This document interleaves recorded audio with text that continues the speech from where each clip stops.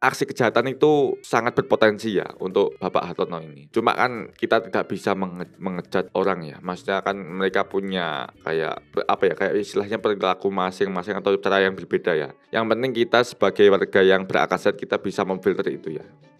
Itulah ini ya. Ini ya, tujuan flexing adalah digunakan untuk menunjuk rasa berani dalam memberontak dari sebuah kelompok. Kini tujuan dilakukan flexing sangat berbeda. Oh, jadi tujuan flexing itu kayak menunjukkan bahwa kamu itu bisa, bahwa kamu itu berani lah, bahwa kamu itu tidak bisa ditindas menurut artikel ini ya. Tapi untuk sekarang itu tujuan flexing itu berbeda ya, malah men-show off kan apa yang dia punya, bukan apa yang dia bisa gitu. Ini tujuan flexing sangat berbeda meskipun sama-sama menarik perhatian orang lain, namun di masa sekarang dan saat ini flexing hanya digunakan sebagai strategi marketing suatu produk dan jasa demi menarik perhatian konsumen. Di Indonesia sudah banyak terjadi kasus seperti ini ya.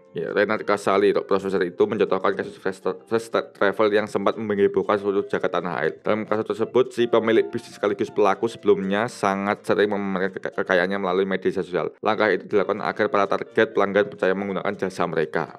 Jadi kalian tahu fast travel dulu ya, yang sekarang ketangkap. Intinya dia flexing harta kekayaan agar konsumen tahu bahwa jasa mereka, kalau nggak salah biro haji itu meyakinkan. Padahal itu dia cuci laundry money, jadi cuci uang, dana haji ya, kalau nggak salah haji atau umroh itu malah diselewengkan. Kayak gitu kan sangat kasihan ya bagi para korban yang terkena tipuan itu. Dan itu dana haji lo bayangkan, dana untuk beribadah yang wajib ya, karena haji lah dalam Islam, malah digunakan yang tidak baik. Saya nggak tahu ya, kadang itu uang bisa membuat buta lah.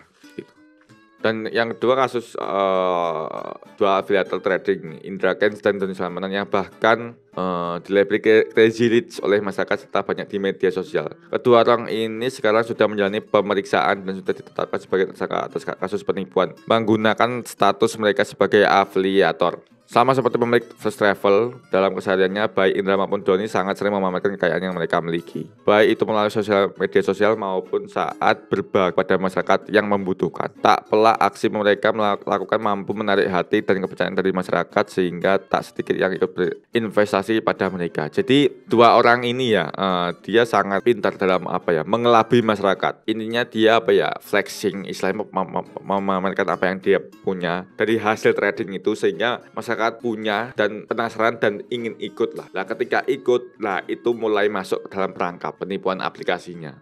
Hingga pada akhirnya masyarakat justru tertipu dengan iming-iming bonus dan keuntungan yang besar. Dijanjikan justru berujung lenyapnya uang yang mereka investasikan. Flexing harus disikapi dengan sangat bijak dan penuh pemikiran mendalam akan dampak yang diberikan. Berikut ini beberapa dampak negatif munculnya akibat dari seseorang yang melakukan flexing. Ini perilaku seseorang yang melakukan flexing akan semakin konsumtif, semakin boros lah. Dia membeli barang-barang yang istilahnya tidak bervalue ya, barang-barang yang mewah lah istilahnya. Hal itu dikarenakan hidup hanya untuk memenuhi kesan dari banyak. Jadi hidupnya ini ingin diakui, ingin diagung-agungkan gitu. Tujuannya agar selalu terlihat seperti kaya. Tak pelak orang-orang seperti ini dengan mudahnya membeli barang yang mendukung kesan mereka. Begitulah arti flexing dalam bahasa gaul.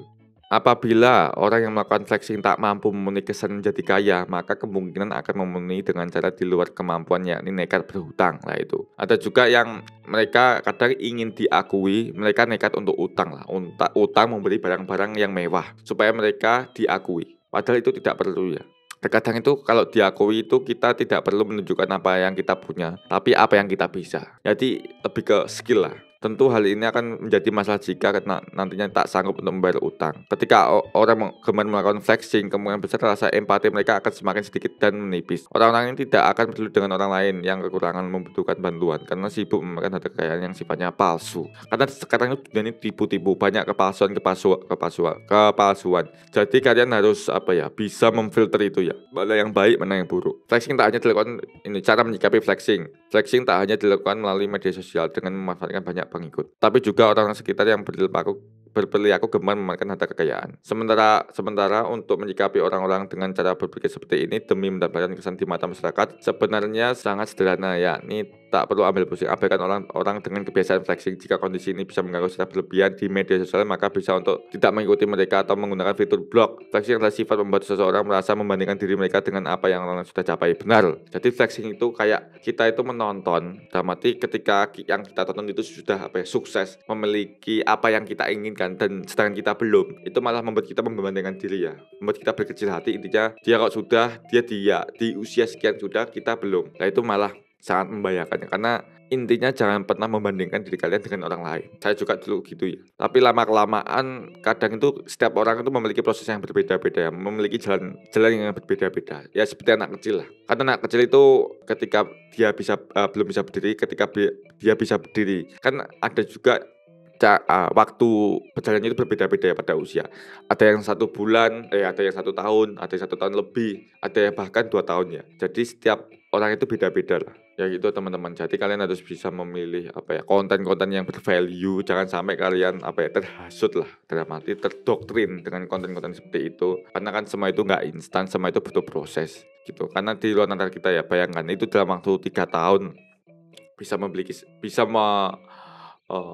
membeli segalanya. Saya juga lihat di pengusaha-pengusaha top Indonesia, dia bahkan sampai 10 tahun, 20 tahun membangun kerajaan bisnisnya agar benar-benar berjalan dengan lancar. Ini malah 3 tahun nggak ada wujudnya, sangat cepat sekali ya. Jadi kalian jangan sampai teriming-iming ya dengan aksi-aksi pamer, itu malah justru membahayakan diri kalian.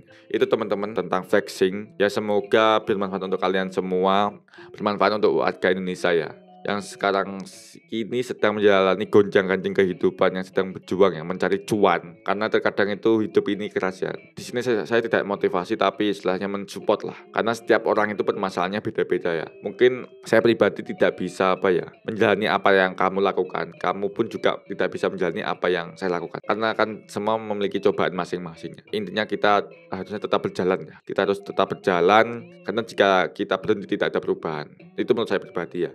Saya jelaskan sekali lagi, saya bukan motivasi.